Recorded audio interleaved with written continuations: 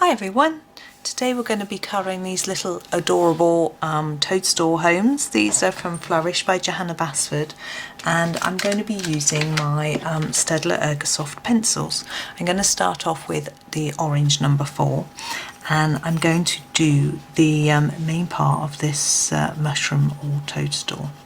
Now my idea for this is to not have it all the same colour or the same shade of colour, but have it going from orange to a darker red colour.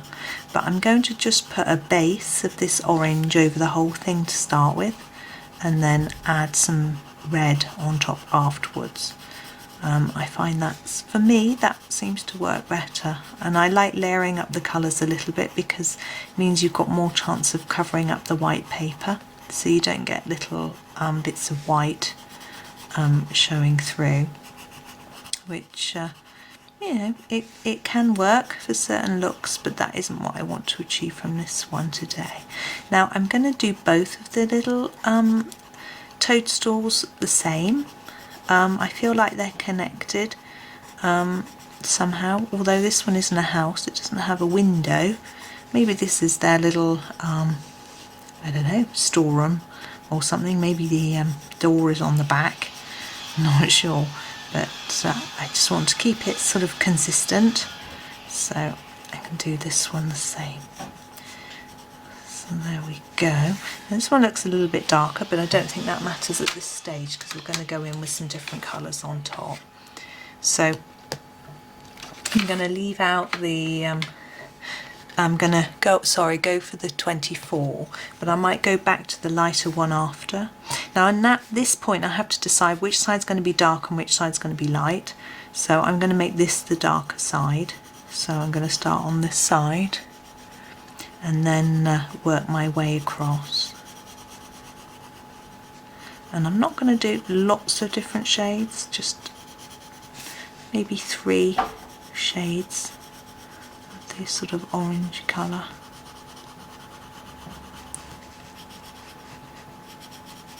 And now I'm fading it out to the other side. See, I'm not pressing so hard as we go across here, and I'll do the same here, so it'll be harder on this side.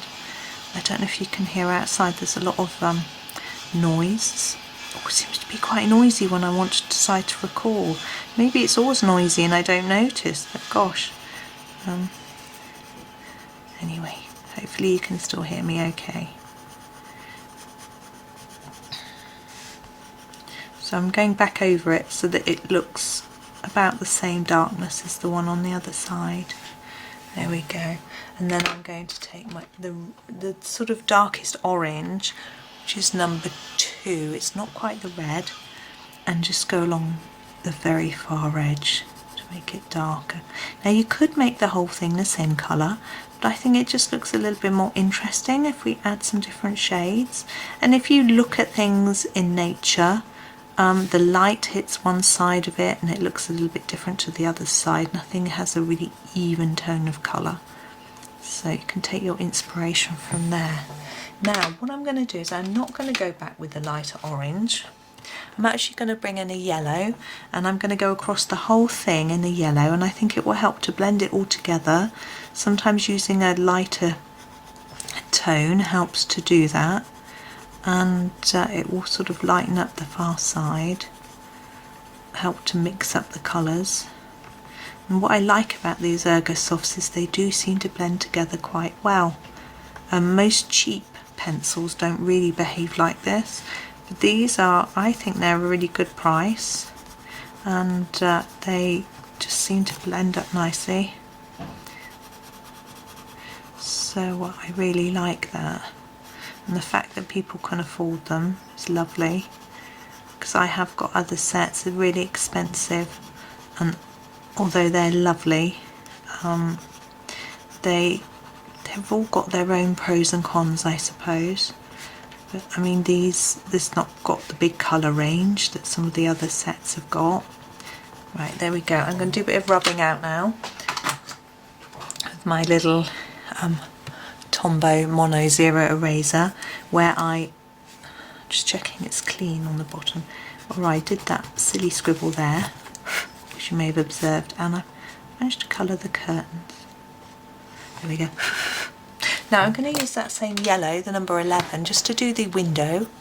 I want it to look nice and bright and welcoming, so I want there to be a nice yellow light coming out. Now I'm only going to do one shade of colour here. Sometimes for windows I go around the edge in an orange or a darker colour, but I want it to be this colour because it tones in with what's already there, and I don't want to bring in another orange or else it might blend too much into the background. Now we've got the base of the mushrooms. Now I usually do these grey, and I'm going to do that again this time. I'm going to use a couple of shades, so we'll start with the number 8. And I always think this bit underneath is a bit darker, partly because it's going to be more shaded because it's underneath, but also when I look at the types of mushrooms that I enjoy eating, these sort of gill bits are always dark in colour. So, and what, I don't know if you can see what I'm doing, but I'm doing it a little bit darker along this line because that bit will be further inside and it will have more shadow, and then lightening my pressure as I come down towards this outside part, which I think will catch the light. I'm going to do the same thing with this base bit, a bit harder here and then lighter towards the bottom. I'm actually going to bring in my lighter grey as well to finish off as we get lower down, so I'm just doing that quite lightly. And here, to be consistent, do a bit of dark there, bring it down and lighten it down towards the base, and then bring in the grey, the number 80 towards the bottom, just to fade it down. We can blend it right through if it needs it. Now these little dots on the mushrooms or toadstools, I always tend to keep them quite a creamy colour. Now in this set we don't really have cream. What I'm going to do is I'm going to take this, go back to number 8, which is the grey. I'm going to try and add some shadow so they look like they're slightly sticking out from the mushroom, like they're sort of little growths or something. Oh gosh, that makes them sound revolting. I don't know how else to describe them. Just to put a bit of shadow under them.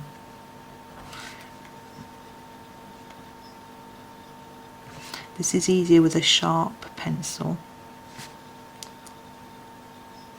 Mine isn't too sharp.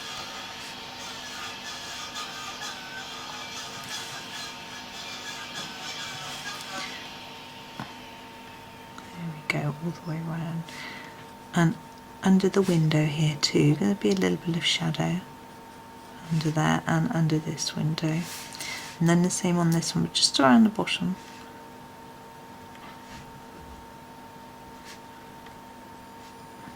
And I've decided I'm going to give them just a little bit of colour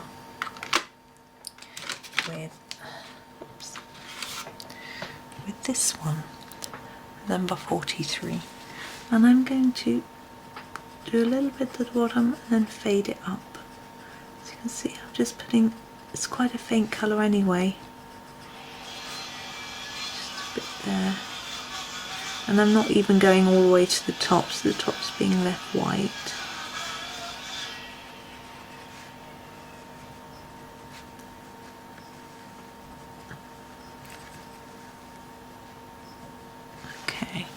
Now we've got the door. Now I want the door to be really vibrant and welcoming, so I'm going to go in with this orange that we've used already, number 2. I'm going to do it really quite dark, so it looks almost red. And I'm not shading, you can see I'm just really pressing down very hard. I'm getting a lot of dark colour out of this little pencil. Lots of layers, over and over again. There we go. Now we've got the chimney as well. I'm going to take some of this red up here to add a splash of colour further up.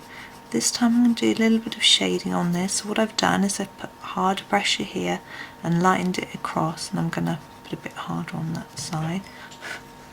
And then the same for this bit. I'm going to do it harder under here and lighter as we go down. Now, the reason I'm not doing this so dark like the door is just because I want it to look a little bit different to the door. There we go. And now we have the curtains. Now, do we tie the curtains in with this dark colour? I think what we'll do the tie backs with this colour, and we'll do the curtains in an orange. Hopefully it'll work. I'm going to try the number 4. Let's see what happens.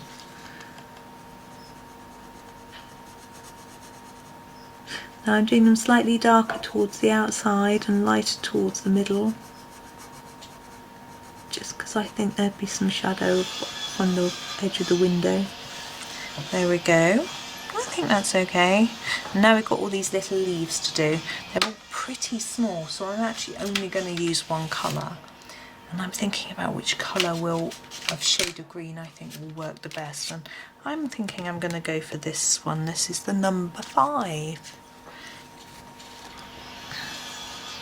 And I'm going to do them, as I say, all the same colour. This is quite a vibrant green, which is why I picked it. It's a sort of bluey green, but I thought it would just work with the colours that we've got already. But I find any green tends to work with any colour really, because I think about plants and flowers, and there's all sorts of different greens in their leaves. And there are all sorts of flowers of different colours, and they all seem to work well together in nature. Now, I think actually I'm going to do those a different colour. I think I'm going to take them down to a lighter green. So I'm going to use our number 50. Gosh, you can't see that one, can you? I think it should be printed on in black. But never mind. Ooh, I broke that one. Did you hear it go snap? I was pressing too hard. I sharpened all these earlier. And it's made me go splodged, you see, out of the line. So I'll just rub that away. If I can. I pushed it quite hard into the paper. Right, and these little flowers. Now we could go in with a completely different colour, like blue. I think pink isn't really going to work very well. So what I think I'm going to do is actually use this sort of brown colour, number 49. I don't really want to introduce a whole new colour, but I'm not going to do it all the same colour. Can you see I'm pressing hard in the middle and dragging my pencil towards the outside, as I do so drawing it off the paper, so I get a darker mark on the point of this flower than I do towards the end. I'm going to work that the same way here. You might have a very different technique to me, but I find that works for this. And then I'm going to use this number 16 to do the rest of it. And I'm going to use a similar technique so that the tips are paler.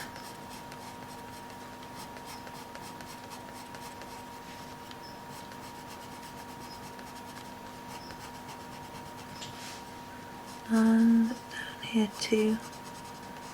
There we go. Now I'm going to sit back and look at these. Now I think these need a bit more colour, and I'm going to use this pencil to colour them up a little bit.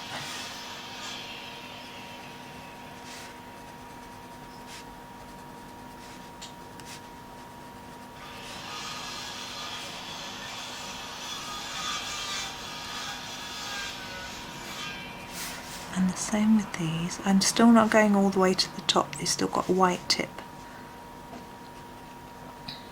And underneath also I feel it's not quite dark enough, so I'm going to take this dark brown, which is number 77, and go under them a little bit more to extend that shadow that I put in already, because I don't think it is showing up enough. Now you can sort of play with this, you can try some over the top as well.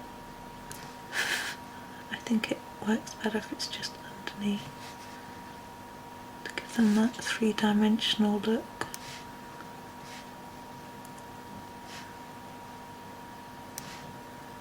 And again with these, there's not much space on these to do very much because they're so little.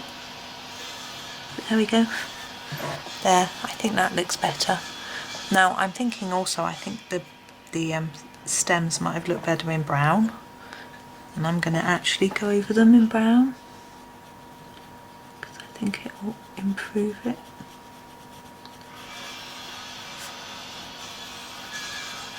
I think it's sort of, the grey just is the wrong tone compared to everything else. It's cold and everything else is warm.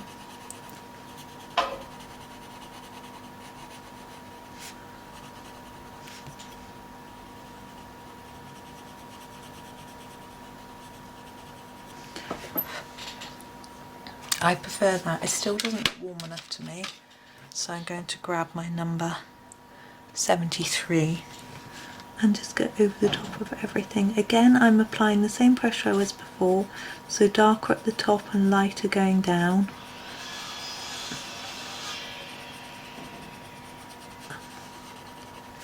And just trying to cover up that grey, make it look a little bit warmer, really.